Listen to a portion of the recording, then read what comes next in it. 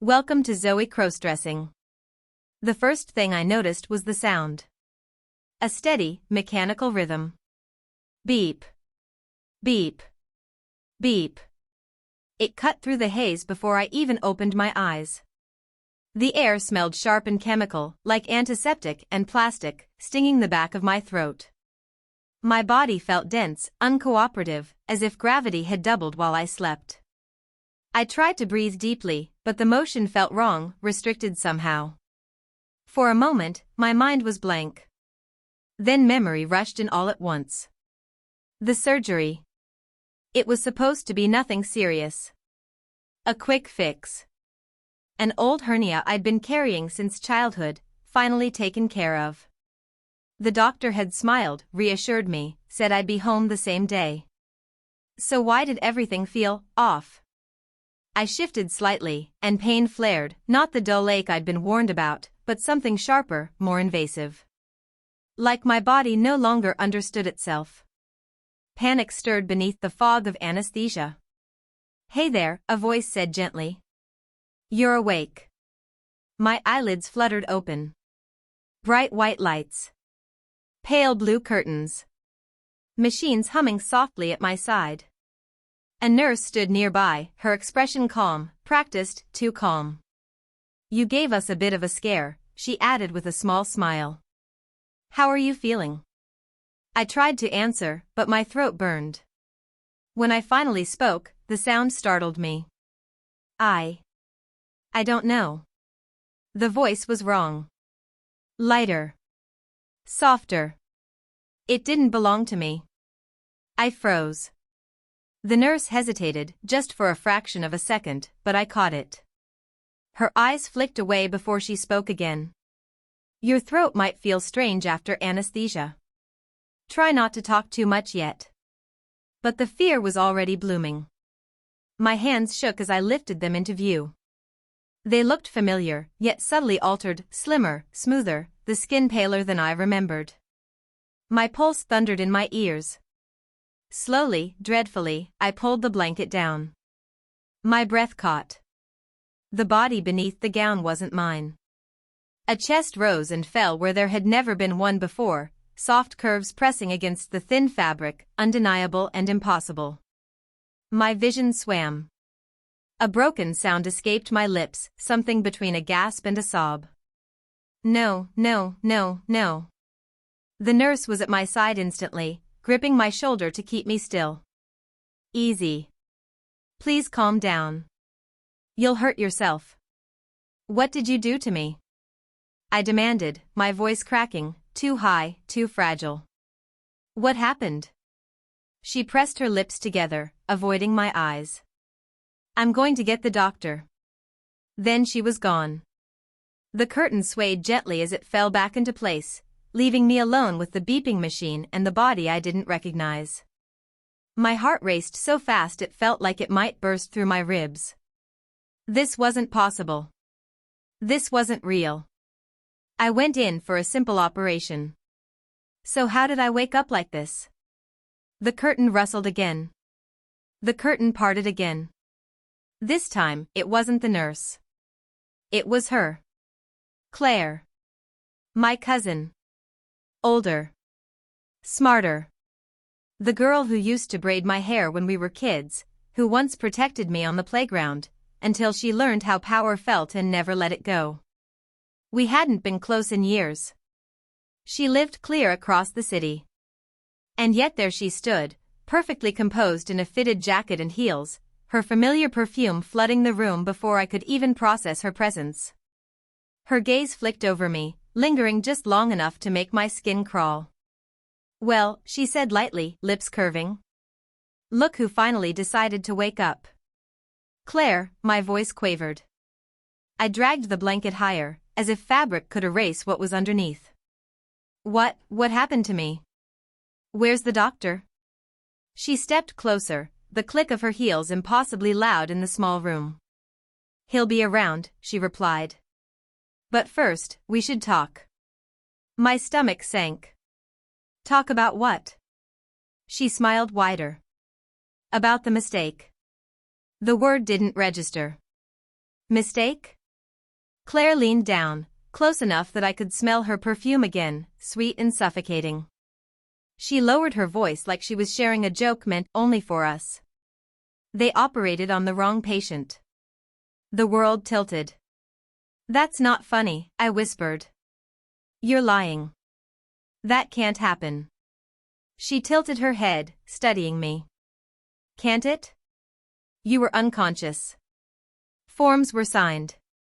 Files switched. Hospitals aren't as perfect as people think.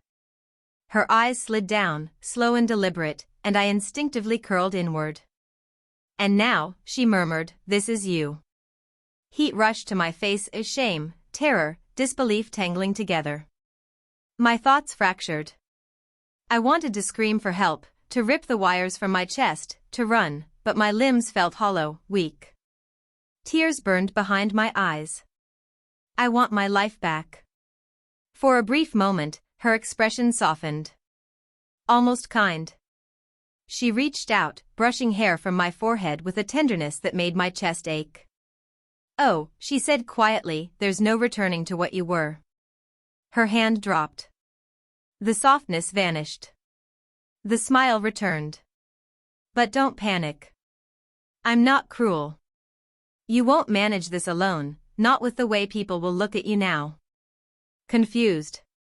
Exposed. She leaned in again. With my help, though? You could be stunning. I shook my head, breath hitching. This isn't real. I'm not, this isn't me. My eyes drifted to the mirror across the room. A stranger stared back. Wide, frightened eyes. A softer face. Lips trembling beneath unfamiliar hair that brushed my cheeks. It took a second too long to understand. That reflection moved when I moved. The monitor's beeping sped up. My breathing turned shallow, panicked. I felt trapped inside my own body, like it had been swapped while I slept. Claire sat beside the bed, crossing her legs with infuriating ease. Don't resist, she said calmly. Acceptance will hurt less. I turned away, burying my face in my hands, but the body beneath the gown betrayed me, curves pressing where there shouldn't have been any. Then the doctor came in. Tall. Gray-haired. Clipboard clutched like a shield.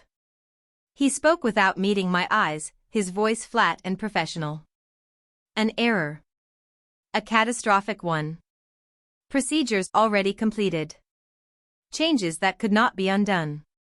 Irreversible. That was the word that stuck. When he left, my whole body shook. Claire gathered me close, stroking my hair as if I were a child again. Shoo, she whispered. Crying will ruin your face. And as tears spilled freely, the truth settled in, heavy and final. I went to sleep one person. I woke up someone else. And the room fell silent around me, thick and airless, like a coffin that hadn't been sealed yet.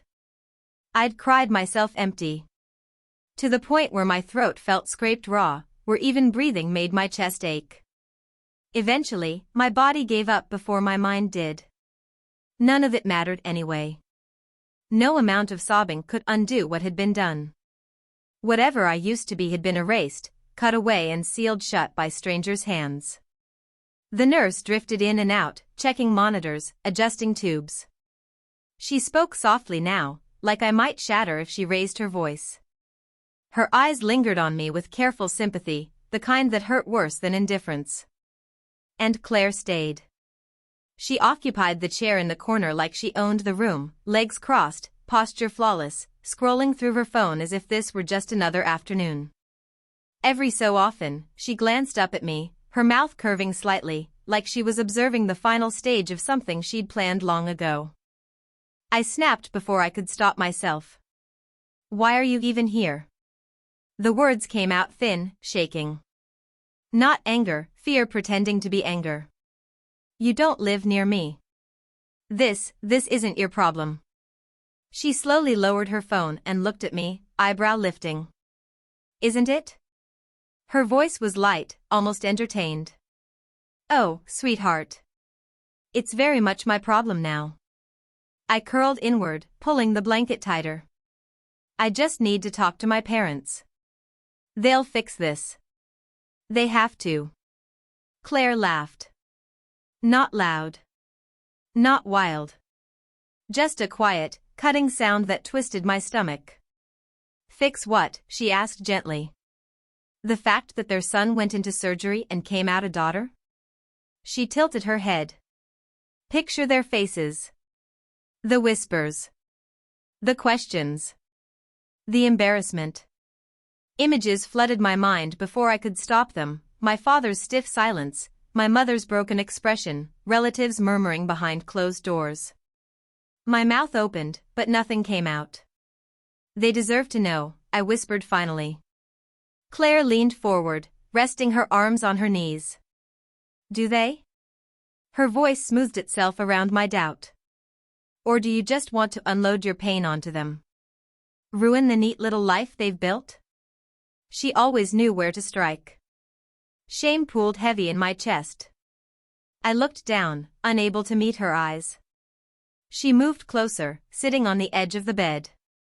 Her perfume wrapped around me, sweet and overpowering. You can't undo this, she murmured. You can only survive it. Her fingers closed around mine. I jerked instinctively, but she held firm, cool, controlled, unyielding. You're not strong enough to fight the world like this, she whispered. Not alone. I can show you how to exist now. How to move. How to speak.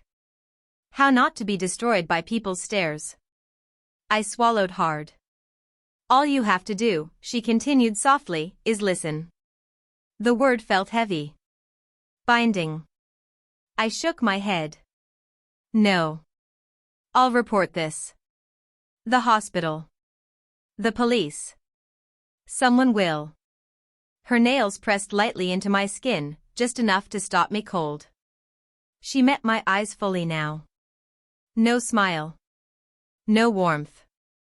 And who would they believe? She asked quietly. You. Her gaze swept over me. Or the version of you they see now? My breath stuttered. She tightened her grip, not cruelly, decisively. This is your reality. The only way forward is through it. Tears blurred my vision. I ripped my hand free and pressed it to my chest, curling around myself as if that could protect me. The room felt smaller. And for the first time, the truth terrified me more than the surgery ever had. She wasn't threatening me with force. She was closing every door I could run to. I'm not a girl, I murmured. Even to me, it sounded thin. Like a statement that didn't believe itself. Claire's mouth curved into that maddeningly composed smile. Then go ahead, she said lightly. Look at yourself again and say it without flinching. I didn't move. I couldn't. She straightened her jacket, already done with the argument. The doctor says you'll be released in a few days. When that happens, you'll be coming with me. My head jerked up. What? No. I'm going home. You can't, she cut in smoothly, as if correcting a child. Not like this. Your parents aren't ready. Seeing you now would destroy them. That's not your decision, I protested. It is now. Her voice didn't rise. It didn't need to. You'll stay with me until you're ready. My stomach lurched. Ready for what? She smiled wider. Until you blend. Until you can walk outside without people stopping to stare. Until no one questions what they're seeing. Her eyes flicked over me, slow and deliberate. Until you're my cousin in every way that matters. The certainty in her tone sent a chill through me. She turned toward the door, heels striking the floor in measured clicks. Just before leaving, she glanced back, her expression sharp with promise. Rest while you can, she said. Once you're out of here, the real work starts. The door closed. I was alone again, shaking, hollowed out, trapped in a body I didn't recognize, with the awful realization that Claire had already rewritten my future. And I wasn't sure I had anything left to fight her with. The days that followed melted together. Endless hours staring at the ceiling. Pretending to sleep when nurses came by. Turning my head away from reflective surfaces like they might attack me if I looked too long. I avoided mirrors entirely. Even an accidental glance beneath the thin hospital gown sent waves of nausea through me. My mind refused to accept what my eyes kept proving. I held on to a fragile hope that someone would walk in and say there had been a solution. A reversal. A correction. Anything. But every doctor was the same. Polite. Distant. Careful with their words. Permanent. Irreversible. Then the day came. Claire arrived to collect me. She entered like she belonged there, perfume drifting ahead of her, heels clicking confidently across the tile. In her hand was a sleek shopping bag from a boutique I didn't recognize. "Up you get," she said calmly. "Time to leave this miserable place." My pulse spiked. I clutched the blanket tighter. I don't have clothes." Her smile deepened. "I thought of that." She set the bag on the bed and reached inside, pulling out a dress, soft fabric, pale blue, catching the light like water.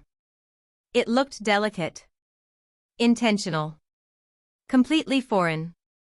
My stomach twisted. "I can't wear that." "Yes, you can." She held it up against me, assessing with a practiced eye. "And you will. You're not walking out of here in a hospital gown." She leaned closer. "People would stare. Whisper. Try to figure you out." A smirk. "But in this? They'll just see a girl going home." "I'm not," my voice cracked, rising despite myself. The words betrayed me before I finished them. Claire's expression softened, but not with kindness. It was pity sharpened into control. "The world doesn't care what you insist you are," she said gently. "It only cares what it can categorize." She laid the dress across my trembling hands. "And right now," she added, "this is the only way you leave here without becoming a spectacle." The fabric felt impossibly smooth beneath my fingers, nothing like the rough, familiar clothes I used to live in. And as I stared down at it, my hands shaking, I realized something terrifying. This wasn't a suggestion. It was my first lesson. I wanted to hurl the dress across the room. To scream until someone intervened. To refuse with every scrap of strength I had left. But she was right. Without it, I'd be wheeled out wrapped in a hospital gown, an object of confusion, of whispers. A spectacle. My vision blurred as tears welled up again. "Please," I whispered. "Don't make me do this." Claire lowered herself in front of me, meeting my eyes. Her voice was even, composed, mercilessly calm. "This isn't about comfort anymore," she said. "It's about staying alive out there. Do you understand?" My throat burned. I nodded, barely. "Good," she murmured. The word that followed made my stomach twist. She was already standing again, already reaching back into the bag. White stockings, thin, fragile-looking, then simple flats. Innocent. Deliberate. Each item felt like another door closing behind me. She dressed me like it was routine. My hands shook too badly to help. When the stockings slid up my legs, I stared at the wall, jaw clenched so tight it ached. The shoes felt wrong, narrow, unfamiliar. And then the dress went over my head. Something inside me slipped away. The fabric settled softly, brushing skin that didn't feel like it belonged to me, clinging where it shouldn't, moving when I breathed. I barely recognized the sensation of my own body anymore. I glanced up without meaning to. The mirror stole the air from my lungs. A stranger stared back, pale, delicate, eyes red and glassy. The hospital lights drained all warmth from her face, making her look fragile, almost unreal. But the shape was unmistakable. The dress fit her perfectly, like it had been waiting. A broken sound escaped me. "I can't," I gasped. I can't do this. Claire's hand landed on my shoulder, firm, grounding. You already are. I shook my head, tears spilling freely. Please. I just want to be myself again. Her grip tightened, not cruel, but absolute. This is yourself now, she said quietly. Fighting it will only hurt more. My legs gave out. I collapsed onto the edge of the bed, burying my face in my hands as sobs tore through me. The dress brushed against my skin with every shuddering breath, a constant reminder I couldn't escape. Claire didn't soothe me. She didn't rush me. She waited. When the crying finally slowed to hiccups, she knelt once more and lifted my chin gently. There will be more tears, she said. The first outfit always breaks people. Her smile returned, cool, knowing. But it won't always feel like this. I recoiled, shaking my head. I'll never accept this. Her smirk deepened. We'll see. She stood, smoothing her jacket. Come on.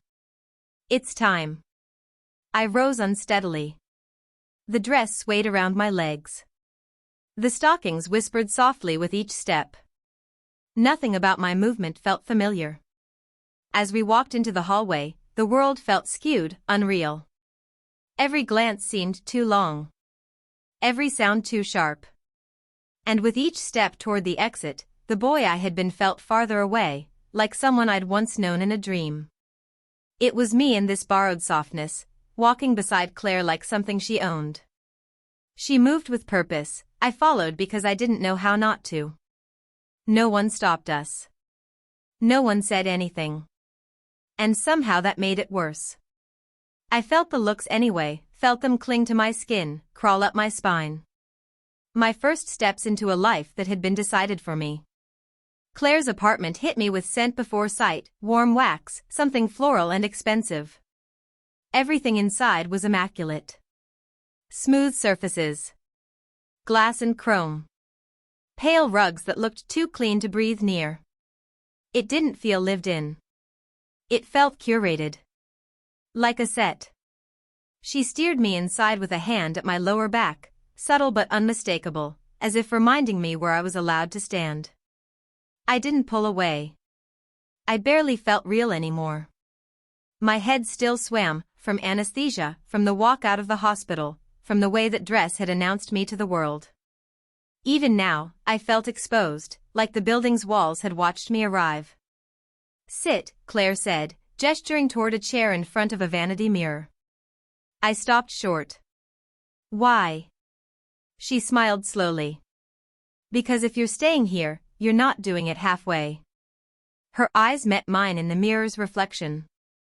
No more hiding. No more pretending. A chill ran through me. Please. I can't. You can.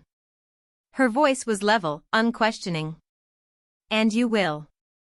That calm certainty crushed me more than shouting ever could. When I didn't move, she tilted her head. Do you want to look broken forever, she asked, or do you want people to see something worth looking at? The word broken lodged itself deep. My knees folded, and I sank into the chair. The mirror was unforgiving. A slight figure in a blue dress stared back, eyes swollen, mouth unsteady, someone I didn't recognize and didn't want to. I turned my gaze away, but Claire was already opening a large black case on the vanity. It clicked open like a declaration. Inside was order. Brushes lined up perfectly. Palettes arranged by shade. Tubes and pencils placed with care. It was overwhelming, an arsenal. She looked at me the way an artist studies a blank canvas. First lesson, she said lightly. Your face. I don't need, my voice wavered. I don't want to look pretty. Her fingers lifted my chin before I could pull back. Her nails brushed my skin, not painful, just enough to command attention. That isn't for you to decide. I swallowed the scream rising in my chest as she picked up a brush. The first touch was soft. Barely there. Powder dusted across my cheek, then my nose. The gentleness made it worse. Each stroke felt like erasure, like something familiar being quietly covered over. Close your eyes. I did. Cool bristles swept across my lids. Then a careful line traced along the edge, something slick and precise. She worked without hesitation, hands steady, movements practiced. You have a lovely face, she said casually. Delicate. You always did. A pause. It was a shame, really. The words landed heavy. I sat there, eyes shut, breath shallow, while she painted over me, layer by layer, turning me into something she approved of. And somewhere beneath the brushstrokes, I felt myself slipping further away. When I opened my eyes, the reflection staring back at me wasn't quite mine. Her eyes were wider, rimmed with dark, curling lashes that made them almost unrecognizable. Her skin glowed, smooth and untouched, her lips a soft, natural pink. She looked put together. Almost beautiful. And that realization slammed into me harder than any physical blow. My chest tightened. This isn't me. Claire's smile was soft, almost tender, but there was a cruelty behind it that made my stomach twist. She already had something else in her hands, a delicate set of lace, bra and panties, impossibly fragile, impossibly feminine. I froze. No, no way, I choked out. Oh, but yes, she said, lifting the set as if it were a trophy. Every girl needs her foundation. Clothes mean nothing without it underneath.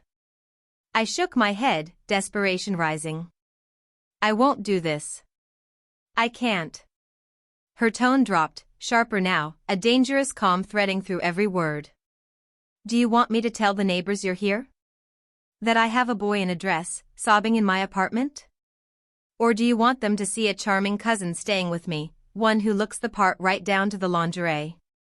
The threat hung in the air, heavy, suffocating. My heart slammed against my ribs. She knew there was no way out. My hands shook as I took the clothes from her, the fabric absurdly soft, almost mocking in its gentleness. Sliding them on felt like stepping past a point of no return, like erasing something permanent. The fit was wrong in a way that felt too intentional, too close, too revealing, too defining. When I stepped back into the room, heat flooded my face. I couldn't meet her eyes. Claire's hands came together in a slow, deliberate clap. Perfect, she said, pleased. You're learning. I wanted to rip everything off, to shout until anyone, heard me. Instead, I stood there, frozen, while she moved around me in an unhurried circle, studying her work like an artist admiring a finished piece. Lesson 2, she murmured, almost kindly. This isn't just clothing. It's identity. The moment you wear it, you stop pretending. I'll never accept this, I said, the words barely holding together. She leaned in close, her breath warm against my ear. We'll see. And just like that, I understood the truth.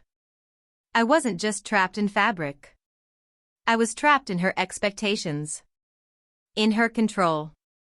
In a version of myself I didn't recognize, and couldn't escape. When I looked at my reflection again, I didn't see who I used to be. I saw who she was shaping me into. The next day, everything shifted. The comments weren't spontaneous. They were too precise. Too uniform.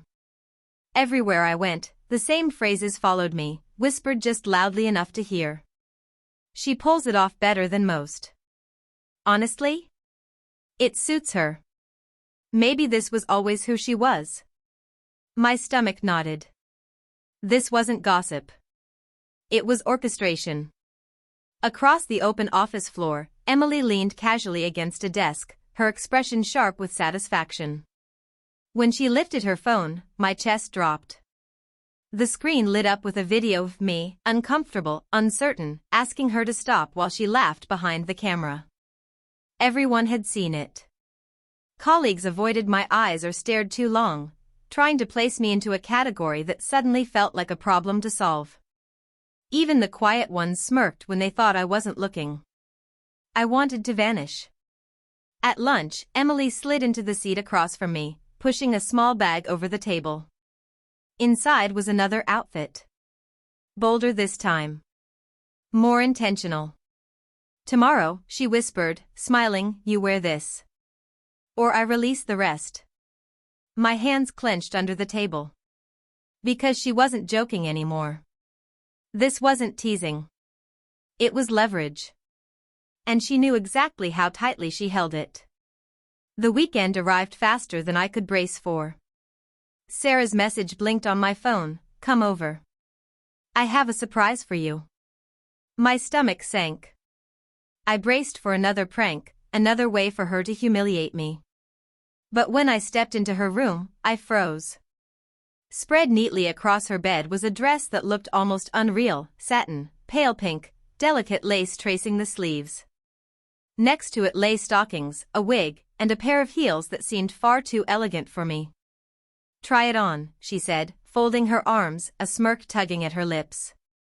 I hesitated. "No. Sarah, this is too much." She leaned in, voice low, teasing but dangerous. "You lost the bet. Or are you planning to back out? Because if you do, those videos of your classroom disasters? They go online." My blood ran ice cold. She had recordings of every embarrassing moment, and the thought of them leaking made my hands shake. I had no choice. I picked up the dress. The satin was impossibly soft, almost whispering against my skin. In the bathroom, I changed, my reflection already feeling alien. The wig framed my face perfectly, stockings smoothed my legs, and the heels made me wobble with every step. When I returned to her room, Sarah's expression shifted. Her jaw dropped, not mockery this time, but genuine surprise. Her eyes roamed over me, and then she laughed, though there was something unspoken hidden in the sound. "You actually pull it off," she said. "Better than I expected." A shiver ran through me. That night, everything changed. The next morning, my sister had laid out the rest of my ensemble like a ritual: a pastel dress, sheer tights, a padded bra, and a full face of makeup she insisted on applying herself. Every brushstroke felt like erasing the person I thought I was, leaving only someone new.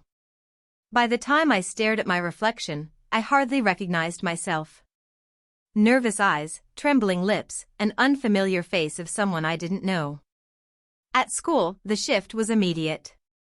Hundreds of eyes followed me. Whispers floated along the hallways. "She's new, isn't she? Wow, she's cute." My heart pounded so loudly it drowned out everything else. Everything had changed, and yet, part of me couldn't deny it was intoxicating. Strangely, no one seemed to suspect that I wasn't who I appeared to be. But pretending was far more exhausting than I imagined. I teetered in heels that pinched my feet, forced my voice into a higher register that cracked whenever I laughed, and plastered a smile over the panic coiling in my chest. Every conversation felt like stepping across thin ice. And yet, there was something addictive about it. For the first time, I wasn't invisible. People noticed me. Complimented me. Laughed with me. It was a dangerous kind of attention, thrilling in its own way, like playing with fire and daring not to burn. That night, I stared into the mirror, asking myself whether this was still just a costume, or if, somehow, I was becoming someone else entirely. The second day was even harder than the first. Morning arrived, and for a fleeting second, I almost believed yesterday had been a dream. But the dress hanging neatly on my closet door, the wig perched on the mannequin, and the faint smudge of lipstick on my lips reminded me otherwise. My sister had no intention of letting me back out. She wanted full commitment. She handed me another outfit, a pleated skirt, a fitted blouse, and heels high enough to make my legs ache by the end of the day. I tried to resist, but one sharp glare silenced me. And the unspoken reminder lingered: refuse, and everything I'd tried to hide would be exposed. This time, the transformation took longer. She fussed over every detail, curling the wig just so, adjusting the bra to sit perfectly, layering makeup to soften every harsh line of my face. By the time she was done, I wasn't just passing, I was convincing. Walking into school felt like stepping onto a stage, both the lead and the imposter hiding behind the curtain. And people were noticing me, not as the new girl, but as someone they wanted to engage with. "Hey, you're in my English class, right?" a boy asked with a smile that twisted my stomach. Girls invited me to sit with them at lunch, complimented my eyeliner, my skirt, even my laugh, things no one had ever noticed when I was just myself. But every compliment carried a shadow. I couldn't savor them without the tick of anxiety in my chest. What if someone discovered the truth? What if my voice cracked, my stride faltered, or someone got too close?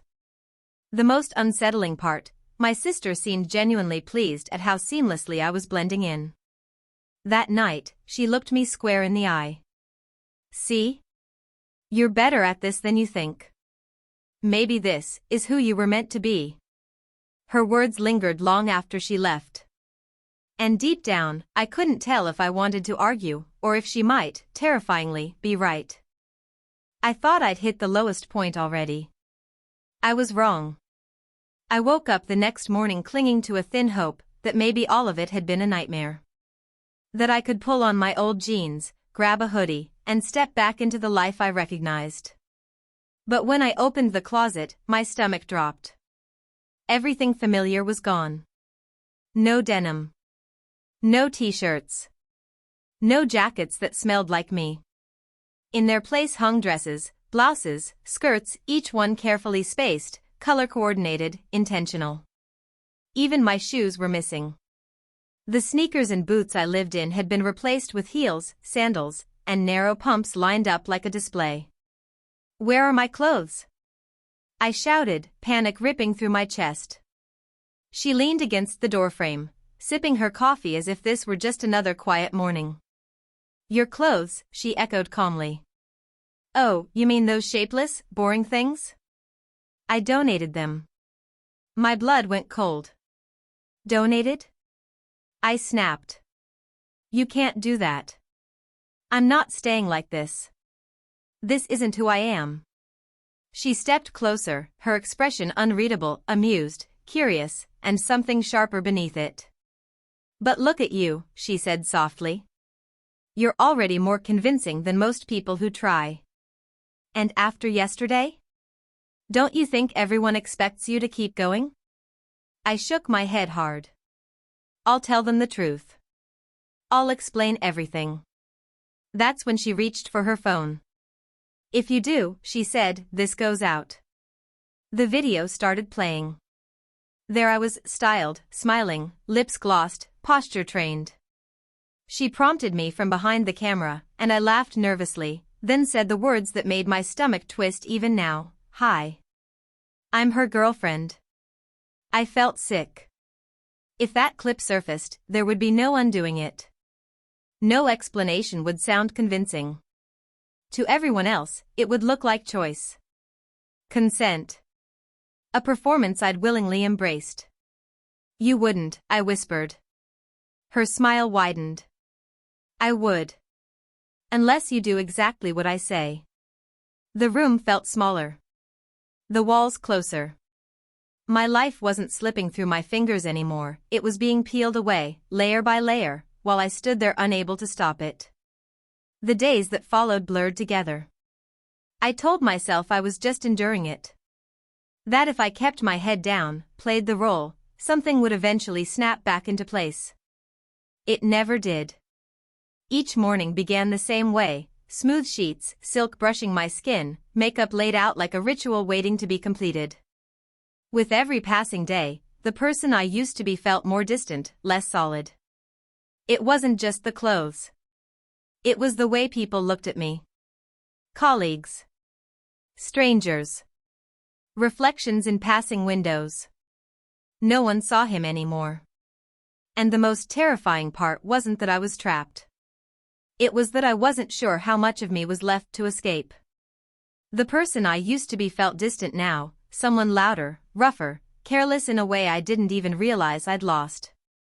That version laughed without checking the room, spoke without filtering, teased without fear. But no one seemed to remember him anymore. They only saw her. A woman with measured expressions, careful movements, lips always perfectly colored, softness baked into every expectation placed on me. The moment it truly hit came during a team assignment at work. Without discussion, they handed me the creative lead, design, presentation, polish.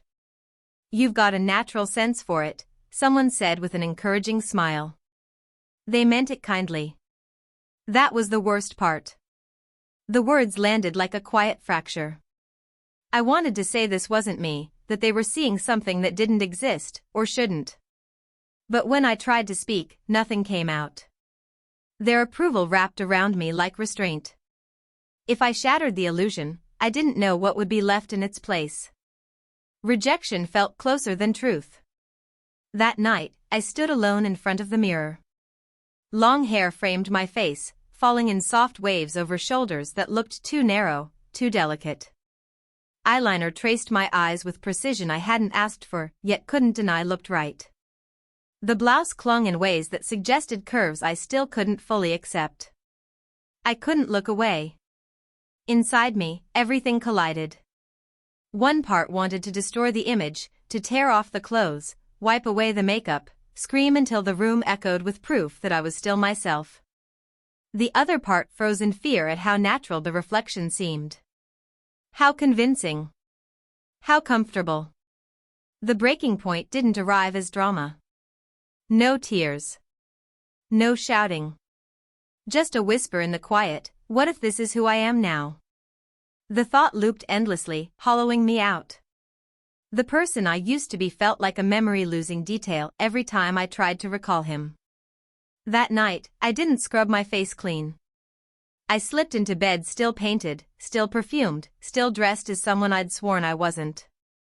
And for the first time, I didn't cry. That realization scared me more than anything before it. Morning light poured in like an accusation. Waiting for me was an outfit already chosen, Claire's doing. A pale lavender dress, fitted enough to demand attention.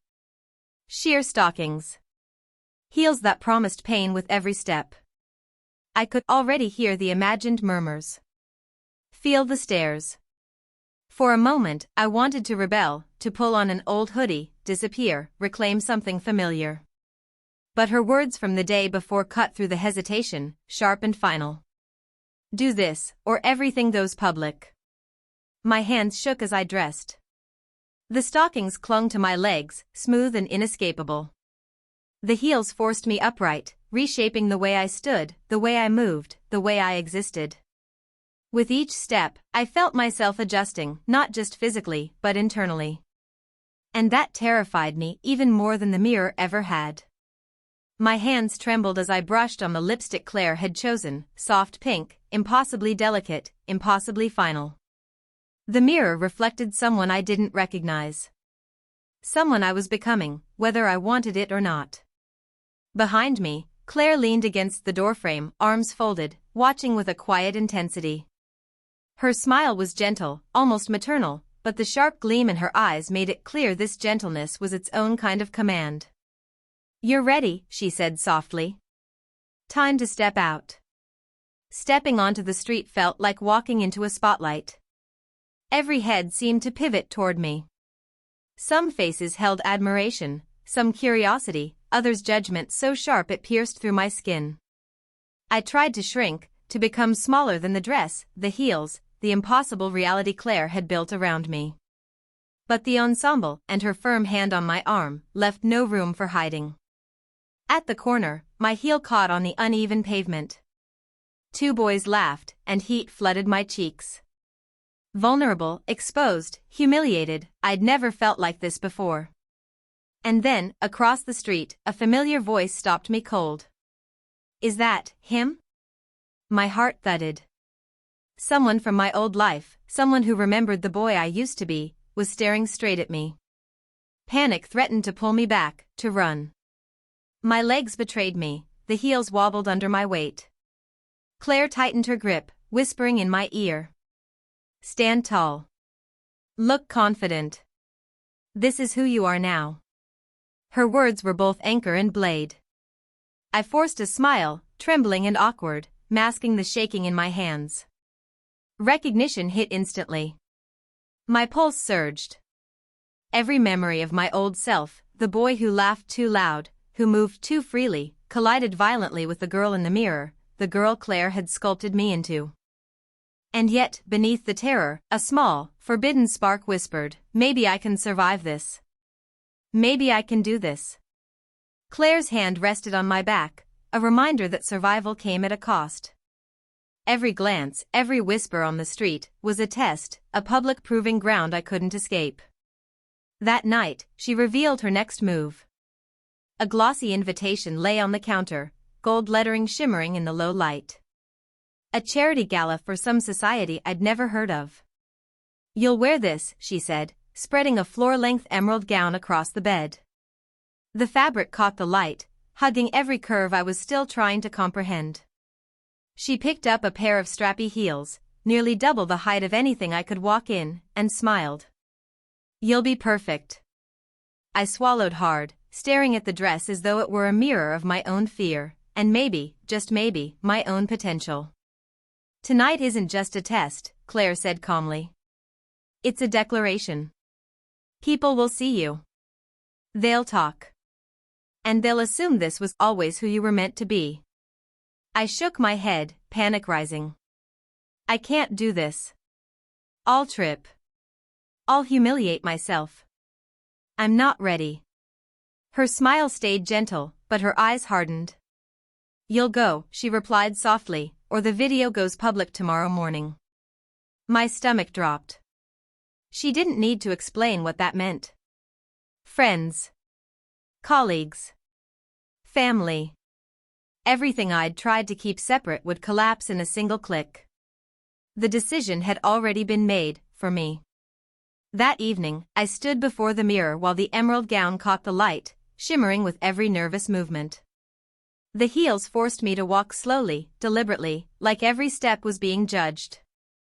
Claire's handiwork was flawless, makeup blended to perfection, hair styled in loose waves that softened my face. The reflection staring back at me felt distant, unreal. Claire rested her hand lightly on my shoulder. Beautiful, she murmured. Just remember, smile. Confidence sells everything. The drive was quiet, broken only by her faint hum, satisfied and unbothered. When the car stopped and the valet opened the door, the world seemed to pause. Then eyes turned. At first, the attention felt almost kind. Compliments drifted toward me, remarks about elegance, poise, beauty. A warmth spread through my chest, unexpected and confusing. But it didn't last. The whispers followed soon after. She's different, isn't she? I wonder what her story is. My heart raced. With every step in those heels, I felt my former life slipping further away. I wasn't just entering a gala, I was stepping into a version of myself that left no room for the past. Then I saw him. Mark, someone who had known me before all of this. An old friend from another life. His expression froze as he approached, eyes wide as he searched my face for something familiar. Is that you? He asked quietly. I wanted to disappear. To dissolve into the crowd and never be seen again. Claire's fingers pressed into my arm, firm and unmistakable. Smile, she whispered. Remember who you are now. I obeyed. Mark's gaze flicked over me, disbelief written plainly across his face. Wow, he said after a moment. You look different. The word landed heavier than any insult. Because it wasn't just about how I looked. I was different. Someone I'd never planned to become. And deep down, too deep to admit out loud, I wondered if there was a part of me that didn't completely hate it. The night stretched endlessly. I mingled, nodded through conversations, sipped champagne with unsteady hands. Every compliment felt like both praise and a snare. Every glance was validation and warning all at once. By the time we left, exhaustion clung to me. My feet ached. My legs trembled. My mind spun from the weight of carrying a life that wasn't fully mine. As the car pulled away, I stared out the window, knowing one thing for certain. This wasn't just a role anymore. It was becoming real. Even as I moved through the days, a single truth had rooted itself deep inside me. Claire's control wasn't about clothes, or makeup, or even the heels that forced me into a new posture. It was about shaping me into someone else entirely, a version of myself I had no choice but to become. And the terrifying part? I was beginning to obey. Life after the gala didn't slow down. If anything, it moved faster, dragging me along in a current I couldn't fight. Every public appearance, every carefully curated outfit, every inch of makeup, every step in heels reminded me that the boy I had been, the one who laughed too loudly, moved without self-consciousness, didn't care what anyone thought, was fading, piece by piece. Then there was Alex. He wasn't like the others. Where most stared, whispered, or judged, he looked at me with something warmer. Curiosity, perhaps, or understanding. Something human. I noticed him first in the library. I was struggling to carry a pile of books, heels threatening my balance, and he appeared like a quiet lifeline. "Here, let me help," he said, steadying the stack with gentle hands. His touch didn't invade, it anchored me. Relief rippled through me in a way I hadn't felt in weeks. "Thanks," I murmured, my voice wavering, unsure how to sound like the person I was pretending to be. "No problem. You okay?" His concern wasn't mocking. It wasn't cruel. It was real. I wanted to confess everything, Claire, the dresses, the makeup, the lies, but her voice echoed in my mind, "One slip, everything falls apart." So I lied. I nodded. "Yeah, just tired, I guess." From that day, he noticed me more. Small gestures, a pencil when I forgot mine, a notebook when I left it behind, a quiet word of reassurance when whispers grew too sharp around me. Slowly, imperceptibly, I began to crave it. And that terrified me. I knew the truth. I knew I wasn't supposed to enjoy being seen this way, admired, noticed, treated like someone I hadn't chosen to be. And yet, every smile from Alex, every compliment on my hair, my dress, my laugh, sent a thrill through me I couldn't deny. I caught myself thinking, maybe I like this. Maybe I like being noticed this way. Maybe I like being her. That night, I stared at my reflection in the quiet glow of the city lights. The mirror showed me soft, feminine, beautiful, someone I didn't fully recognize. And I hated it. And yet, I couldn't look away. I was torn. Part of me longed to reclaim the boy I had been, the self I had lost. Another part of me craved the attention, the warmth, the thrill of being truly seen. Alex didn't just see me, he liked me.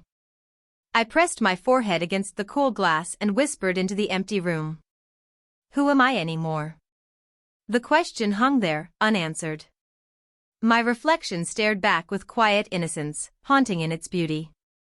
I was caught between two worlds, the past I wanted to reclaim, and a future I wasn't ready to accept. And Claire, she waited, always in the shadows, ready to pull me further into the life she had designed. The week after the gala passed in a blur, each day a whirl of appearances, expectations, and moments that reminded me how far I had fallen, and how far I was beginning to want to go. Each day felt like balancing on a wire stretched over something dark and bottomless as fear below, shame beside it, and an excitement I refused to name humming through my bones. Without realizing it, I was learning the rules. Heels no longer felt foreign. My posture corrected itself instinctively. Makeup, voice, gestures, everything Claire demanded slipped into place with frightening ease. Still, the threat behind it all never faded. Her power lingered like a shadow I couldn't step out of. Then Monday arrived. Claire was waiting at my apartment door when I opened it, impeccably dressed, a small box tucked under her arm. Her expression carried that familiar blend of warmth and quiet danger. "Good morning," she said. "I've prepared something special." My body stiffened. Challenge. That word had never meant anything good. She placed the box on the counter and lifted the lid with deliberate slowness. Inside were invitations, thick cardstock, elegant script, addressed to a private dinner party. A room full of strangers. A room full of eyes. "You'll attend," she said calmly, lifting a dress from the box. Deep crimson. Sleek. Cut in a way that made my stomach twist. "Tonight, you'll behave like someone who belongs in my world." I swallowed hard. I don't know if I can." Her fingers brushed my cheek, gentle enough to almost feel kind. Her eyes were not. "You will," she said quietly. "Or everyone will see what happens when you don't." The memory of the video surfaced instantly, me trapped in her frame, smiling because I had no choice. My throat tightened. "Okay," I whispered. Claire smiled. "Good. Then let's begin." The hours that followed stripped me down piece by piece. She corrected everything: how my hair fell, how my makeup softened my face, how my hands rested, how my voice carried. I walked, stopped, turned, repeated. Every misstep earned a correction. Every hesitation, a sharper look. "This isn't about appearance," she said, circling me slowly. "It's about belief. They must believe it. And eventually, so must you." By the time we left, I was shaking, not from the dress or the heels, but from the realization that the person I used to be was slipping further out of reach. The dinner was worse than anything I'd imagined. Conversations felt like traps. Smiles hid judgment. Compliments landed like hooks, flattering, yet binding. Claire watched from across the room, her approval measured, conditional. Midway through the evening, she drew me aside. "You're doing well," she said softly. "Now let's see how committed you are." She placed a phone in my hand. On the screen played footage from the gala, raw, unfiltered. Every awkward pause. Every falter. Every moment I'd hoped no one remembered. "Send it to your contacts," she instructed. "Or I will." My chest tightened until breathing hurt. "I can't." Her expression didn't change. "Then you'll accept the consequences." The room seemed to tilt. Fear pressed in from all sides. And beneath it, terrifyingly, something else stirred. A desire to please. To be approved of. To belong. Not because I had no choice. Because part of me wanted to. When we finally returned home, I collapsed onto the bed, drained to the bone. I had passed her test, but the cost was undeniable. My autonomy. My certainty. My sense of who I was. All unraveling, strand by strand. Claire remained nearby, always watching, always guiding, always shaping. As sleep pulled me under, one thought echoed cold and sharp. How much of me will survive this? I thought the night might finally offer silence. Relief. Space. But Claire had other intentions. She appeared at my door just as I reached for something comfortable to wear. No smile this time. And my stomach tightened, knowing whatever came next would take even more from me. Her gaze cut straight through me, focused, deliberate, impossible to escape. "We need to talk," she said, already stepping inside, not bothering to wait for permission. The room closed in on me instantly. What used to feel like refuge now felt staged, curated, claimed. Claire had taken this space too, folded it neatly into her control. "Sit," she said, not loudly, not angrily. Just certain. I lowered myself into the chair by the vanity without thinking. My hands shook as they folded together in my lap, my breathing shallow as I tried to steady myself. She moved around me in a slow circle, studying me like a work in progress. The dress from earlier hung looser now. My hair fell in perfect curls. But her attention wasn't on appearances, it was on me. "You're learning," she said at last, almost pleased. "But you're still holding back." I'm trying," I murmured, my voice betraying me. She stopped. "No," she said sharply. "You're resisting." And resistance is pointless. Her words landed hard. I want you to stop pretending you're fighting this. Even that lie is exhausting you. I didn't answer. I couldn't. My sense of self, my fear, my stubborn hope, they were all colliding, leaving me hollow and silent. She sat on the edge of the bed, close enough that her presence pressed into me like gravity. Look at me. I did. You're afraid, she continued quietly. Afraid that if you let go, there'll be nothing left of who you were. Her voice softened, but the meaning didn't. Listen carefully. That version of you is already gone. The words chilled me. Every step you take. Every compliment you accept. Every stare you survive. You're already becoming her. And the longer you pretend otherwise, the more it will hurt when the world decides for you. I wanted to argue. To deny it. But the truth was everywhere, in the mirror, in the way I moved, in the attention I received, in how natural it was starting to feel. I was changing. She leaned in, her fingers brushing my cheek with unsettling tenderness. And the strangest part, she whispered. I think you're beginning to enjoy it. My breath caught. Being admired. Being desired. Being shaped. Her voice dipped lower. There's a thrill there, isn't there? I couldn't form words. My heart raced, fear tangled with shame, threaded through something new and dangerous. She straightened, satisfied.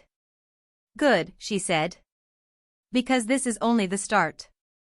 She resumed her slow pacing, every step measured. You'll embrace what you're becoming, or you'll regret every moment you hesitate.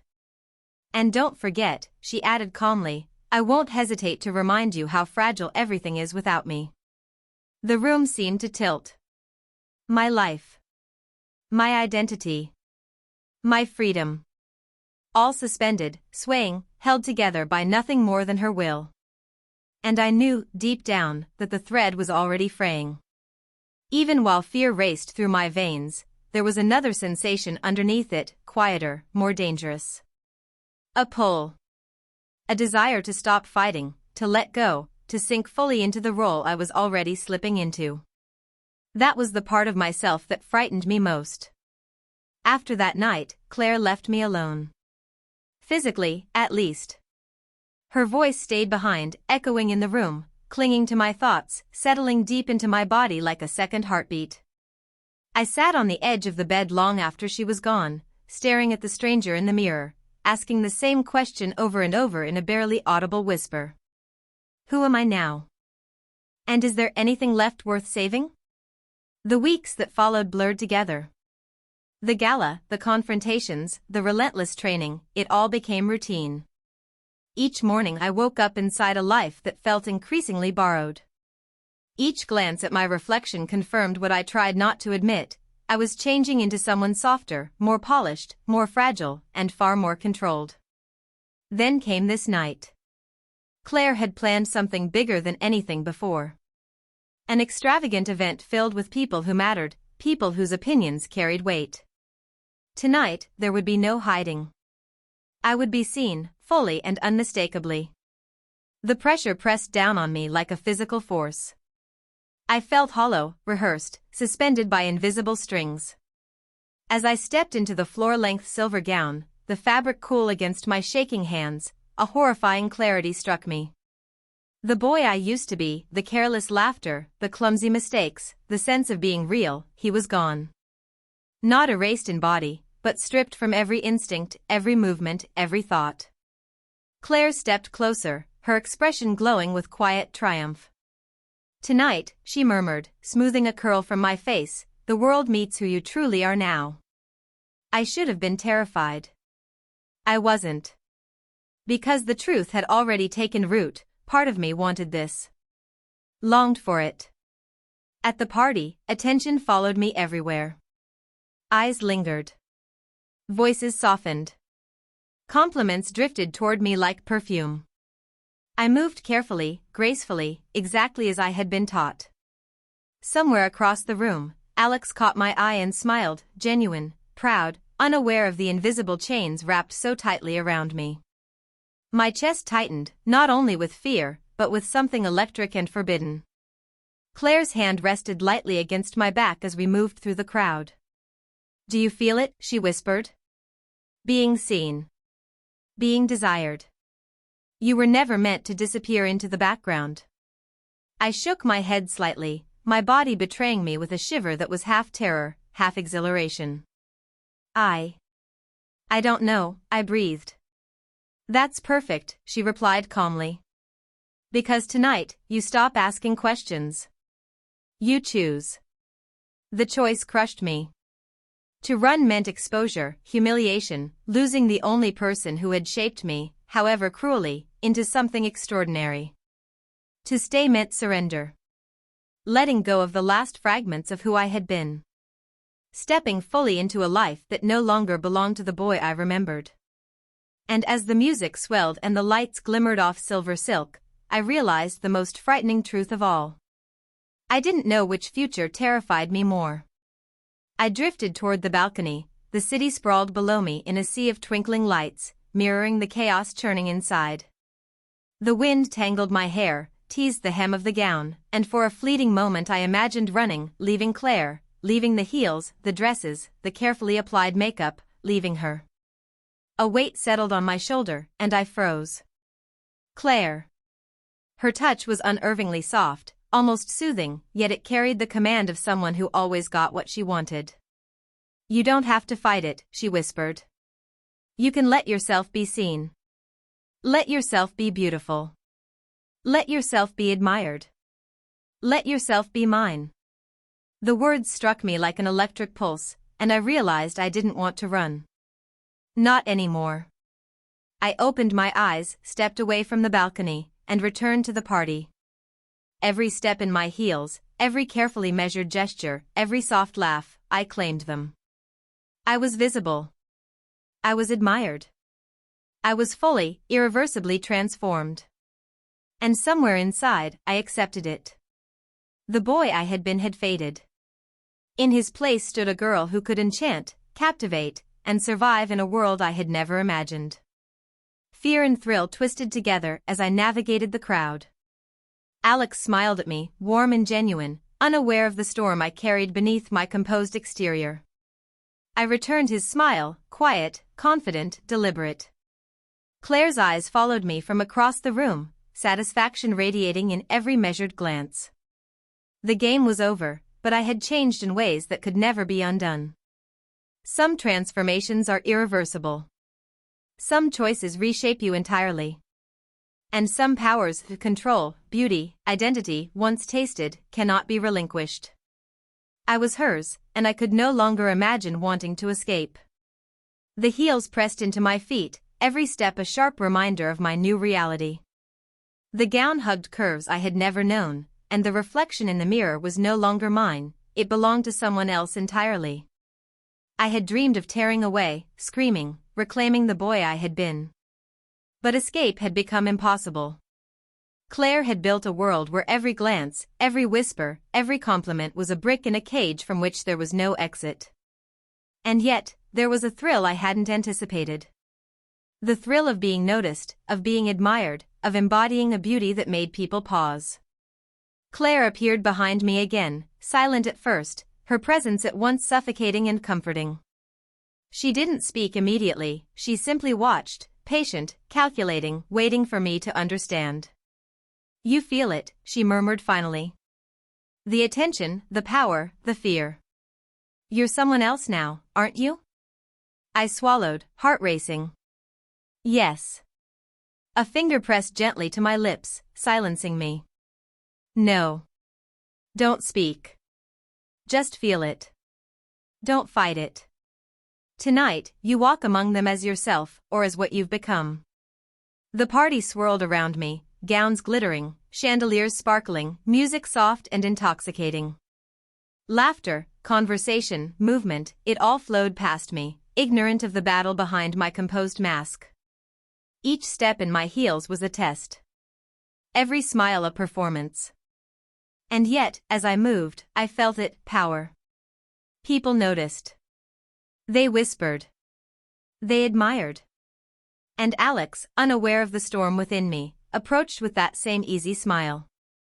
For the first time, I realized I had survived the transformation. And I was beginning, dangerously, to enjoy it. His smile was warm, easy, and disarming. "You look incredible," he said.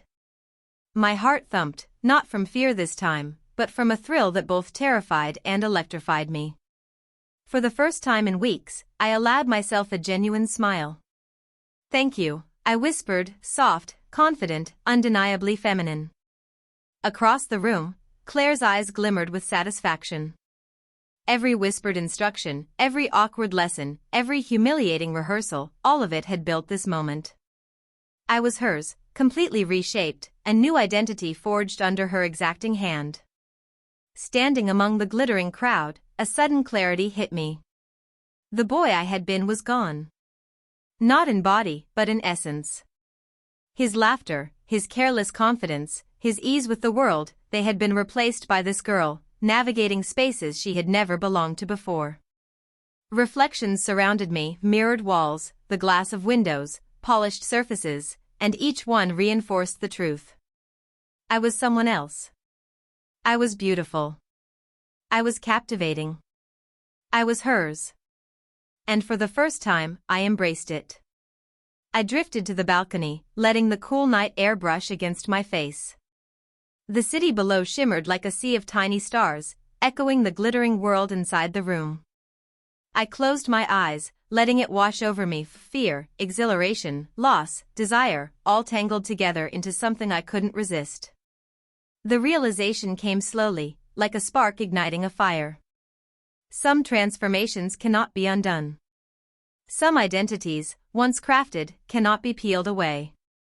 And some powers, the allure of attention, the intoxication of beauty, the thrill of control, once tasted, can never be abandoned. Returning to the party, every step in my heels felt deliberate, polished, commanding. Alex caught my eye, his smile warm and genuine, unaware of the battles behind the composure I wore. I returned it, letting the thrill pulse through me. Every glance, every whisper, every subtle nod of admiration was mine to command now, mine to inhabit. Claire's presence was immediate, her hand brushing mine lightly. "You finally understand," she murmured, voice soft but edged with certainty. "You are exactly who you're meant to be." The words struck me like lightning. Terror and exhilaration, humiliation and power, they collided inside me. The journey was over, but the consequences were irreversible. I was a girl, fully, undeniably, and I had no regrets. The city lights reflected in my eyes like liquid fire, endless and bright. The boy I had been was gone. In his place stood someone sharper, stronger, mesmerizing, someone who had survived the impossible and emerged reborn. That night, I wasn't just surviving. I was living. The mornings that followed carried the same delicate weight. Sunlight filtered through silk sheets, brushing my skin. My hair fell perfectly in place, my eyes wide and expressive, reflecting a self I no longer recognized. I moved through the apartment with careful grace. The heels and gowns were no longer foreign, yet each step, each gesture, felt heightened, amplified, as if the world were watching, even when it wasn't. And maybe, just maybe, I wanted them to. Claire had left me with no room for doubt. You are her now. Live it fully. Every step outside reminded me of the truth. The world had changed around me, or maybe I had changed within it. Strangers lingered in their glances, shopkeepers offered subtle smiles, and classmates noticed things I had never imagined. The streets felt like a stage, every movement scrutinized, every gesture amplified. I was no longer invisible. Alex noticed first. He approached with that familiar, effortless warmth, his eyes curious, gentle. "You seem different," he said, voice soft, inviting. My chest tightened, a delicious ache coursing through me. I smiled, heart hammering in my chest. "I am." It wasn't a lie. Each day, I grew more poised, more confident, yet more entangled in Claire's design. The thrill of attention, the intoxicating pull of beauty, it was dangerous, addictive, terrifying. Life became a series of tests. Trips to the store, classes, even a casual walk through a park could ignite whispers, stares, and quiet disbelief. Occasionally, someone from my past appeared, their recognition flashing across their face in a mix of shock and curiosity. One afternoon, a friend from my old life shouted my childhood nickname across a crowded street. My heart jolted. Panic and exhilaration collided. I walked toward them in careful, deliberate steps, heels biting into the pavement, and realized something I never thought possible. I didn't want to run. The world was seeing her, and I was beginning to see myself too. Alex became a constant, steady presence in this new life. We shared conversations, laughter, stolen moments of connection that blurred the lines between friendship and something dangerously intimate. My feelings were a tangled web of fear, guilt, desire, excitement, and I found myself caught between hating the attention and craving it. Claire's influence lingered everywhere, a shadow woven through my choices, my posture, my words. She hadn't just created a new identity. She had created a life I couldn't escape. One night, alone in my room, I confronted the reflection in the mirror. The girl staring back wasn't just an image. She was real. Every curve, every gesture, every carefully sculpted line of my face told the story of months of transformation. I whispered to the glass, voice trembling, "Who am I?" The answer was terrifying and liberating. The boy I had been had vanished. In his place was the girl Claire had crafted, visible, desired, controlled, admired. I traced the lines of my face, the softness of my cheeks and lips, and felt both powerless and powerful at once. Weeks melted into months. I lived as her, fully, unapologetically. School, parties, outings, all performed with a grace I was still learning to claim as my own. Alex's attention became a bittersweet comfort, Claire's influence a constant, invisible hand. The transformation was complete. Irreversible. I hadn't surrendered out of weakness, I had surrendered because a part of me, fear, thrill, beauty, had wanted it all along. In surrender, I found freedom. Freedom to be someone else completely, without shame. The boy I had been existed only in memory, fragile and distant. The girl I had become was alive, commanding attention, captivating, undeniable. For the first time, I said aloud, without hesitation, "I am her, and I am enough."